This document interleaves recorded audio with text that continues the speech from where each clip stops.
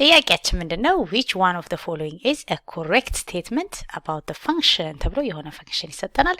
ከዛ ኢንክሪዚንግ የሚሆነው በዚህ መካከል ነው፣ ዲክሪዚንግ የሚሆነው እዚህ ጋር ነው፣ ኮንኬቭ አፕ ኖ ኢንፍሌክሽን የሚል ብዙ ፖይንቶችን አንድ ላይ የያዘ ጥያቄ ስለሆነ በደንብ አድርገን ፕራክቲስ እናደርጋለን። ቻናሌ ላይ ደግሞ ራሱን ጥያቄ ፖስት አድርጌላችሁ ነበረ። ምናልባት ፓርቲሲፔት ያላደረጋችሁ ተማሪዎች ፕራክቲስ ማድረግ ትችላላችሁ። እንደ ኩዊዝ አድርጌ ብዙ ጊዜ ፖስት አደርጋለሁ። ከዛ ምን ያህል ሰው ትክክለኛው መለሰ የሚለውን ደግሞ የተወሰነ ያሳያል። ስለዚህ ጥያቄዎችን ከኔ ጋር ፕራክቲስ ብታደርጉ ለኤግዛም በደንብ ይጠቅማችኋል። አሁን ፈተና ቢሆን እኔ ቶሎ ብዬ የምሰራው በዴሪቬቲቭ ካልኩለስ ምናምን እያደረኩ ሳይሆን እንደዚህ እንዳለ ቶሎ ብዬ ኢንክሪዚንግ ነው ዲክሪዚንግ ነው የሚለውን ለማወቅ ማድረግ እችላለሁ ያለ ካልኩለስ። እዚህ ጋር በአንድና ከአንድ በላይ የሆነ ቁጥር ስለሚል ቶሎ ብዬ አንድና ለምን ከአንድ በላይ የሆነ ቁጥር አልከትም ብዬ አንድና ሁለትን ከትቼ ቼክ አደርጋለሁ። ለምሳሌ መጀመሪያ ኤፍ ኦፍ ዋንን ባስገባ ስንት አገኛለሁ? ከዛ ደግሞ ከአንድ በላይ ደግሞ የሆነ ኤፍ ኦፍ ቱ ስንት ይመጣል ብለን ኤክሳችንን እየጨመርን ስንሄድ የዋይ ቫልዩቻችንም አብሮ እየጨመረ ከሄደ እንደዚህ አይነቶቹ ኢንክሪዚንግ ናቸው። ስለዚህ ቶሎ ብዬ ኢንክሪዚንግ ነው ዲክሪዚንግ የሚለውን ለማወቅ አንድን ስናስገባ አንድ ሲቀነስ 3 ሲደመር 3 ይሆንና ይሄ አንድ ይመጣል። ስለዚህ ይሄኛው አንድ ነው። ሁለትን ስናስገባ ደግሞ ስንት ይመጣል ስትሉ 8 ሲቀነስ 12 ሲደመር 6 ይሆንና 8 እና 6 14 ከ12 ጋር ስናቀናንሰው 2 ይመጣል። ስለዚህ ሁለትን ስናስገባ 2 መጣ። ያ ማለት ኤክሴን እየጨመርኩ ሲሄድ ወይም አብሮ ስለጨመረ ዲክሪዚንግ ሳይሆን ኢንክሪዚንግ ነው የምንለው። ስለዚህ ኤክሳችንን እየጨመርን ስንሄድ ኤፍ ኦፍ ኤክሶቻችንም አብረው እየጨመሩ ከሄደ ወይንም ኤክሳችንን እየቀነስን ስንሄድ በቁጥር ኤፍ ኦፍ ኤክሶቻችንም አብረው የሚቀንሱ ከሆነ እንዲህ አይነቶቹ ምን ይባላሉ? ኢንክሪዚንግ ይባላል። ለምሳሌ እዚህ ጋር ሁለትን ቀድማችሁ ካስገባችሁ ምን ማለት ነው? መጀመሪያ ሁለትን ቼክ ሳደርግ 2 መጣ፣ አንድን ሳስገባ ደግሞ 1 መጣ ስትሉ ኤክሳችሁ እየቀነሰ ሲሄድ ዋያችሁ አብሮ እየቀነሰ ከሄደ እንደማለት ነው። እዚህ ጋር ኤክሳችንን እየቀነስን ስንሄድ የዋያችንን ቫልዩ እየቀነሰ ከሄደ ወይም እዚህ ጋር እንዳደረግነው ኤክሶቻችንን እየጨመርን ስንሄድ ዋያችንም እየጨመረ ከሄደ እንደዚህ አይነቶቹ ኢንክሪዚንግ ይባላሉ። ይሄ ቁጥር እንዳያምታታችሁ አጋጣሚ አንድ ሳስገባ 1 መጣ፣ ሁለትን ሳስገባ 2 መጣ እንጂ ሁሌ እንደዚህ ነው ማለት አይደለም። ለምሳሌ አንድን ሳስገባ ይሄ 6 ሊሆን ይችላል፣ ሁለትን ሳስገባ ደግሞ ይሄ 18 ሊሆን ይችላል። ዋናኛ የምናየው ኤክሳችንን ስንጨምር ዋያችንም አብሮ ጨመረ ወይ፣ ኤክሳችንን ስንቀንስ ዋያችንም አብሮ ቀነሰ ወይ የሚለውን ነው። ስለዚህ ኤ ኤክሳችን ሲጨምር ዋያችን እየጨመረ ስለሄደ ኤ ዲክሪዚንግ ሳይሆን ኢንክሪዚንግ ነው መሆን ያለበት ብለን ኤክስ እናደርገዋለን። በተጨማሪ ደግሞ ኢንክሪዚንግ የሚለው ላይ ደግሞ የተሰጠን ኢንተርቫል ይሄ ነው። ተመሳሳይ በዚህ ኢንተርቫል ማል ቼክ እናደርጋለን። ምርጫችን ግን የሚለው ኦንሊ ነው የሚለው። ስለዚህ በዚህ ኢንተርቫል ብቻ ነው ኢንክሪዚንግ የሚሆነው፣ ሌላ ቦታ ላይ ኢንክሪዚንግ አይደለም ስለሚል ቶሎ ብለን ምን እናደርጋለን? መጀመሪያ እዚህ ኢንተርቫል ውስጥ ኢንክሪዚንግ መሆኑን ቼክ እናድርግ እንላለን። ከዛ ደግሞ ከዚህ ኢንተርቫል ውጪ በወስድስ ሌላ ቦታ ላይ ኢንክሪዚንግ ነው ወይ ብለን ቼክ ማድረግ እንችላለን። ስለዚህ በተመሳሳይ እንደቀድሙ ለምሳሌ አንድ ብተካ እንላለን። ኤፍ ኦፍ 1 ስንት ይመጣል? ኤፍ ኦፍ 0 ደግሞ ስንት ይመጣል ብለን እዚህ መካከል ያለ ሬንጅ ቁጥር መውሰድ ነው። አንድና ከአንድ በታች ስለሆነ የሚለው ለምን አንድን መጀመሪያ ቼክ አላደርግም? ከዛ ከአንድ በታች የሆነ ደግሞ 0 ወይም ሌላ ራንደም ቁጥር መምረጥ እንችላለን። ከዛ ፋንክሽናችን ላይ ገብተን ቅድም አንድን ስናስገባ 1 ነው የመጣልን። ስለዚህ አንድን ስናስገባ ዋያችን 1 ነው። 0 ብናስገባ ስንል 0 0 0 ይሆንና ዋያችንም 0 ይሆናል። ከዛ የምናየው ምንድነው? ኤክሳችንን እየቀነስን ስንሄድ ዋያችንም አብሮ ቀነሰ ወይ ነው። እዚህ ጋር ከ1 ወደ 0 እየቀነስን ስንሄድ ዋያችንም አብሮ ከ1 ወደ 0 ቀነሰ። ስለዚህ ኤክሳችንን ስንቀንስ ዋያችንም ቀነሰ። ቅድም ስንሰራ ኤክሳችንን ስንጨምር ዋያችን ስለጨመረ ነው ኢንክሪዚንግ ነው መሆን ያለበት ያልነው። አሁን ደግሞ ኤክሳችንን ስንቀንስ ዋያችንም አብሮ እየቀነሰ ስለሆነ በተመሳሳይ ኢንክሪዚንግ ነው። አሁን ኢንክሪዚንግ መሆኑ ትክክል ነበር። ነገር ግን ኦንሊ በዚህ ሬንጅ ውስጥ ነው ኢንክሪዚንግ ስለሚል ከዚህ ሬንጅ ውጪ የሆነ ደግሞ ሌላ ቁጥር ወስደን ኢንክሪዝ ያደርጋል ወይስ አያደርግም የሚለውን ቼክ ማድረግ እንችላለን። ለምሳሌ ከዚህ ሬንጅ ውጪ የሆነ ቁጥር ለምሳሌ 1 እና 2ን በወስድ አንድ እንግዲህ እዚህ ጋር ኢንክሉድድ ነው። ነገር ግን ከአንድ ውጪ ደግሞ የሆነ ሌላ ቁጥር በወስድና ባወዳደራቸው ኢንክሪዚንግ ነው ወይ እዛስ ኢንተርቫል ውስጥ የሚለውን ማየት እንችላለን። ስለዚህ ኤክሶቻችን ላይ 1 ስናስገባ ሪዛልታችን 1 ሆነ። ኤክስ ላይ ደግሞ 2ን ሳስገባ ዋያችንም 2 ሆነ። ያ ማለት ኤክሴን እየጨመርኩ ሲሄድ ከ1 ወደ 2 ስጨምር ዋይም አብሮ ከ1 ወደ 2 እየጨመረ ነው አይደለ? ስለዚህ ኤክሳችንን ስንጨምር ዋያችንም እየጨመረ ያለው ግዴታ ከ1 በታች ለሆነ ቁጥር ብቻ ሳይሆን ከ1 በላይ ያለ ቁጥር ባስገባ ኢንክሪዚንግ መሆን ስለሚችል ይሄም ስህተት ነው ብለን ኤክስ እናደርገዋለን። አሁን ይሄ ለፈተና እንዲረዳችሁ ነው እንጂ ማሳያችሁ የጥያቄ ዋናው ዓላማ በካልኩለስ በዴሪቬቲቭ እንዴት አድርገን ኢንተርቫል ይሆናል። በዚህ መካከል ኢንክሪዚንግ ነው ዲክሪዚንግ ነው ኮንኬቭ አፕ ኮንኬቭ ዳውን ኢንፍሌክሽን ብለን እንድንናገር ስለሆነ አሁን ደግሞ በካልኩለስ እንዴት እንደምንሰራ ስቴፑን አሳያቸዋል። አሁን በካልኩለስ ስንሰራ ኢንክሪዚንግ ዲክሪዚንግ ከተባለ ቶሎ ብለን የምንጠቀመው ፈርስት ዴሪቬቲቭ ነው። ኢንፍሌክሽን ፖይንት የሚል ደግሞ ካየን ሰከንድ ዴሪቬቲቭ ነው። ፈንክሽናችን ይሄ ነበረ x cubed minus 3x square plus 3x ነው። አይ ሆፕ አልተሳሳትኩም። 3x square plus 3x ነው። ከዛ በኋላ ምን እናደርጋለን? ለምን ፈርስት ዴሪቬቲቭን አንወስድም እንላለን። f prime of x እናደርግ 3 ጊዜ 1 3 ይሆንና xአችንን በአንድ ፓወር መቀነስ ነው። ከዛ ሲቀነስ እንዳለ ሆኖ 3 ጊዜ 2 ደግሞ 6 ይሆንና የxአችንን ፓወር በአንድ መቀነስ ነው። ከዛ ደግሞ እዚህ ጋር 1 ጊዜ 3 ደግሞ 3 ይሆንና የxን ፓወር በአንድ መቀነስ ነው። x ፓወር ኦፍ 0 አንድ ስለሆነ ብዙ ጊዜ አይጻፍም። ስለዚህ 3 አድርጌ ነው ማስቀምጠው። አሁን ይሄኛው 0 የሚሆነው መቼ ነው ብለን ክሪቲካል ነምበራችንን ቼክ እናደርጋለን። ዴሪቬቲቫችን 0 ወይም አንዲፋይን የሚሆንበት ቦታ ነው ክሪቲካል ነምበርስ የምንለው።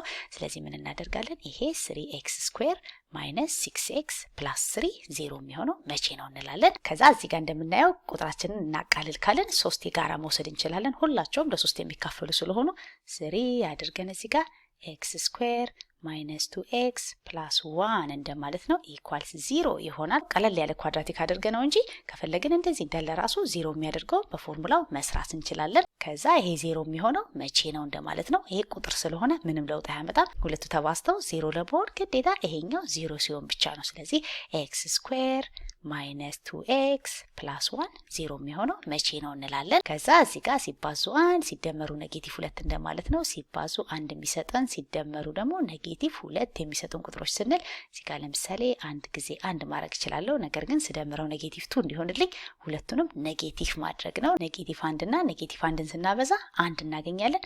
ኔጌቲቭ 1 እና ኔጌቲቭ 1ን ስንደምር ኔጌቲቭ 2 እናገኛለን። ስለዚህ ቁጥሮቻችን ኔጌቲቭ 1 እና ኔጌቲቭ 1 ናቸው። ስለዚህ በፋክተራይዜሽን ይሄን ዴሪቬቲቭ ስናስተካክለው ምን አድርገን ማስቀመጥ እንችላለን? 3 ታይምስ አድርገን x minus 1 ታይምስ x minus 1 እንደማለት ነው። ስለዚህ ክሪቲካል ነምበራችን ማለት ነው ኤክሳችን 1 ሲሆን ነው። ለምን እኛ የምንፈልገው ይሄ ነገር 0 የሚሆነው መቼ ነው ነው። እነዚህ ተባዝተው 0 ለመሆን ኤክሳችን 1 ብቻ ሲሆን ነው ብለን x 1 የሚለው ይሄ ለኛ ምናችን ነው? ክሪቲካል ነምበር የምንለው ነው። ክሪቲካል ነምበር ተብሎ ብንጠየቅ ይሄ ነው የሚሆነው። ከዛ ሳይን ቻርታችንን እንሰራና እንደዚህ እናሰምርና ኤክሳችን 1 የሚለው ክሪቲካል ነምበራችን ይሄ ይሆናል። ብዙ ጊዜ ግን ፈተና ላይ እንደዚህ አንድ አይነት ፋክተሮች አይሆኑም። አንደኛው x minus 1 አንደኛው x plus 3 ስለሚሆን የሚኖሩን ብዙ ጊዜ ሁለት ናቸው። ይሄ ግን በአጋጣሚ 1 ብቻ ነው ክሪቲካል ነምበሩ። ለዚህ ይሄኛው ዴሪቬቲቭ አድርገን ያስቀመጥነው ፋክተራይዝ ስናደርገው 3 ታይምስ x minus 1 እና ሌላኛው x minus 1 አለልን። ፋክተሮቻችን x minus 1 እና x minus 1 ናቸው። ከዛ በሳይን ቻርት ይሄኛው 0 የሚሆነው ኤክሳችን 1 ሲሆን ነው እንላለን። x minus 1 0 የሚሆነው ኤክሳችን 1 ሲሆን ነው። እዚህ ላይ 0 ነው። ከዛ በታች ኔጌቲቭ ነው። ስለዚህ እዚህ ጋር ኔጌቲቭ ኔጌቲቭ ኔጌቲቭ ኔጌቲቭ ይሆናል። ከዛ በላይ ደግሞ ፖዚቲቭ ነው የሚሆነው። ከፈለግን ቴስት ፖይንት መጠቀም እንችላለን። እዚህ ጋር 2 ብናስገባ ፖዚቲቭ ነው የሚመጣው። ስለዚህ ፖዚቲቭ እዚህ ጋር ኔጌቲቭ ይሆናል።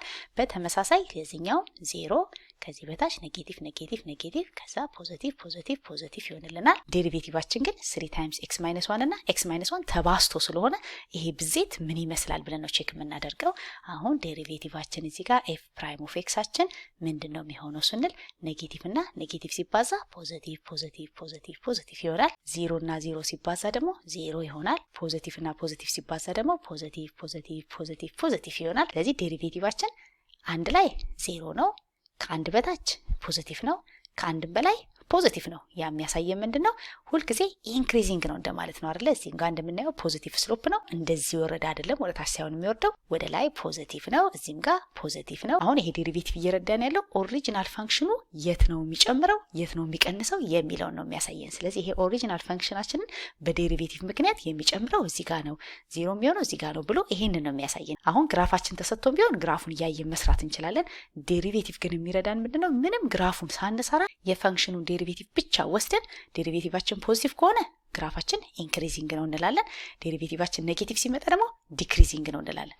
ስለዚህ አሁን ምርጫችንን ስናየው ከአንድ እና ከአንድ በላይ ዲክሪዚንግ ነው የሚለው ስህተት ነው አይደለ? ምክንያቱም እኛ ያመጣ ነው ከአንድ በላይ ፖዚቲቭ ነው። ያ ማለት ይሄ ኢንክሪዚንግ ነው እንጂ ዲክሪዚንግ አይደለም። ስለዚህ ኤ ስህተት ነው ብለን በዛ መመለስ እንችላለን። ከእንደገና ደግሞ ይሄኛው ኢንክሪዚንግ የሚሆነው ኦንሊ በአንድና ከአንድ በታች ነው የሚለው። እኛ ደግሞ ፖዚቲቭ የመጣልን ከአንድ በታች ሳይሆን ከአንድም በታች ከአንድም በላይ ፖዚቲቭ ስለመጣ በሁሉም ሬንጅ ላይ ኢንክሪዚንግ ስለሆነ ይሄም ስህተት ነው። አሁን ደግሞ ግራፋችን ኮንኬቭ አፕ ኮንኬቭ ዳውን ኢንፍሌክሽን የሚለውን ለማወቅ ደግሞ ፈርስት ዴሪቬቲቭ ሳይሆን ሰከንድ ዴሪቬቲቭ ነው የሚረዳን። ፈርስት ዴሪቬቲቫችን 3x ስኩዌር ማይነስ 6x ፕላስ 3 ነበር። አሁን ሰከንድ ዴሪቬቲቭ ስናደርገው ይሄ ምን ይሆናል? 2 ጊዜ 3 6 ይሆንና ኤክሳችንን በአንድ መቀነስ ነው። እዚህም ጋር ደግሞ 1 ጊዜ 6 ይሆንና ኤክሳችንን ፓወር በአንድ መቀነስ ነው ስለማንጽፈው ነው። ከዛ ቁጥሮች ደግሞ ዴሪቬቲቫቸው 0 ነው። ስለዚህ ሰከንድ ዴሪቬቲቭ ኦፍ የመጀመሪያው ፈንክሽን ሰከንድ ዴሪቬቲቭ 6x ማይነስ 6 ነው። ፋክተራይዝ አድርገን እናስቀምጠው ካለን 6 ኔ ጋር ወስደን x ማይነስ 1 እንደማለት ነው። ብዙ ጊዜ ክሪቲካል ነምበራችን አንድ አይነት ነው የሚሆነው ከፈርስት ዴሪቬቲቫችን ጋር። ስለዚህ የዚህኛውም ክሪቲካል ነምበራችን የሚሆነው 0 የሚሆነው መቼ ነው ስንል ኤክሳችን አንድ ሲሆን ነው። ከዛ እዚህ ጋር ሳይን ቻርታችን ላይ እንመጣና ይሄን the same 6 times x minus 1 የሚለውን ሰከንድ ዴሪቬቲቫችንን እንይዝና ኤክሳችን አንድ ሲሆን ይሄ 0 ይሆናል። ከአንድ ደግሞ በታች የሆነ ቁጥር ብንከት ለምሳሌ 0 ከታች ቼክ ብታደርጉት ኔጌቲቭ 6 ይመጣል አይደል? ኔጌቲቭ ነው የሚሆነው በዚህ ሳይድ ኔጌቲቭ ኔጌቲቭ ኔጌቲቭ። ከአንድ በላይ የሆነ ቁጥር ደግሞ ብናስገባ እዚህ ጋር ቴስት ፖይንት መውሰድ ትችላላችሁ፣ ፖዚቲቭ ይሆናል። ስለዚህ እዚህ ጋር ፖዚቲቭ ፖዚቲቭ ፖዚቲቭ ይሆናል። አሁን በፈርስት ዴሪቬቲቭና በዚህኛው እንዳይምታታባችሁ ይሄኛው ኢንክሪዚንግ ዲክሪዚንግ የሚለውን እንዲረዳን ነው። ይሄኛው ግን ለኢንፍሌክሽን ፖይንት ብቻ ነው የምንጠቀመው። አሁን እዚህ ጋር ካየነው ኔጌቲቭ ነው የመጣው፣ እዚህ ጋር ፖዚቲቭ ነው የመጣው። ከዚህ ጋር የተለያየ ነው አይደለ? ፈርስት ዴሪቬቲቫችን ሁሌም ፖዚቲቭ ነበር። ሰከንድ ዴሪቬቲቫችን ግን እዚህ ጋር ኔጌቲቭ ነው፣ እዚህ ጋር ፖዚቲቭ ነው።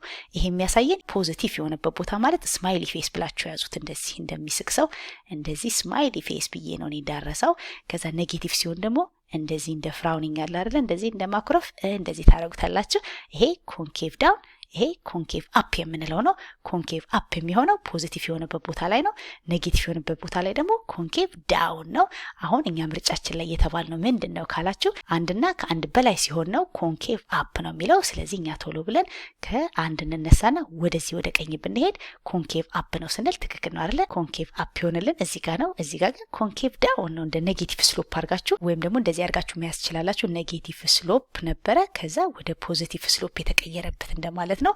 እዚህ ኮንኬቭ ዳውን ኮንኬቭ አፕ የምንለው ለዛ ነው። ዲ ላይ ደግሞ the graph of f has no inflection point ነው የሚለው። ኢንፍሌክሽን ፖይንት አለ የለም ለማለት የሚረዳን ማን ነው? ሰከንድ ዴሪቬቲቫችን ነው። ሰከንድ ዴሪቬቲቫችን ላይ ክሪቲካል ነምበር ስላለ ስለሌለ ሳይሆን ልክ እዚህ ክሪቲካል ብለን ካስቀመጥ ነው በፊትና በኋላ ያለው ምልክት ከተቀየረ ኢንፍሌክሽን ፖይንት አለ እንደማለት ነው። እዚህ ጋር ከኔጌቲቭ ወደ ፖዚቲቭ ወይም ከፖዚቲቭ ወደ ኔጌቲቭ ከተቀየረ ያኔ ኢንፍሌክሽን ፖይንት መኖሩን ያሳየናል እንጂ ግዴታ ክሪቲካል ነምበር ስላለ አይደለምና እዚህ ጋር በደንብ አድርጋችሁ ተጠንቀቁ። ኢንፍሌክሽን ለመሆን የሚያስፈልገን ምንድነው? ግዴታ ክሪቲካል ነምበር ሳይሆን ሰከንድ ዴሪቬቲቫችን ምን መሆኑ ነው? ሳይን መቀየሩ፣ ምልክት መቀየሩ ማለት ነው። ሳይን ቼንጅ የሚለውን ብቻ እንዳትረሱ። ከኔጌቲቭ ወደ ፖዚቲቭ ወይም ከፖዚቲቭ ወደ ኔጌቲቭ ከተቀየረ ብቻ ነው ኢንፍሌክሽን ያለው እንጂ ዴሪቬቲቫችን ሁለተኛው ዴሪቬቲቭ 0 ስለሆነ አይደለም።